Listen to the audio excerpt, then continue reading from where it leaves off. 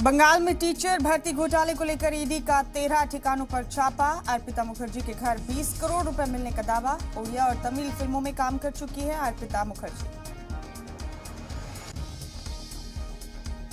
केजरीवाल सरकार की excise policy के खिलाफ आज बीजेपी का एहतजाज। नायब वजीर आला सिसोदिया के घर के बाहर बड़े मुजाहिरे की तैयारी।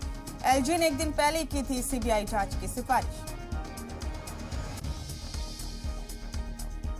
नमाज को लेकर जारी तनाज़े के बीच आजम खान का बड़ा बयान। कहा, कहीं भी पढ़ी जा सकती है नमाज, फर्क इससे पड़ता है कि राजा का दिल बड़ा है छोटा।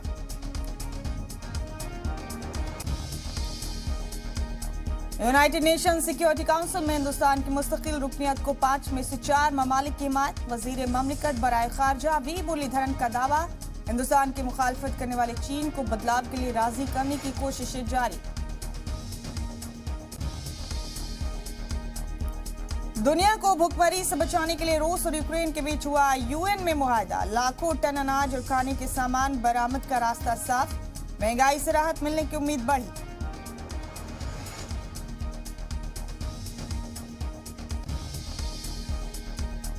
पहले वनडे मैच में टीम इंडिया ने वेस्टइंडीज को 3 रनों से दी शिकस्त। आखिरी ओवर तक चले मैच में मोहम्मद सिराज रहे जीत के हीरो। भारत के 308 रनों के जवाब में वेस्टइंडीज ने बनाए 6 विकेट पर 305 रन।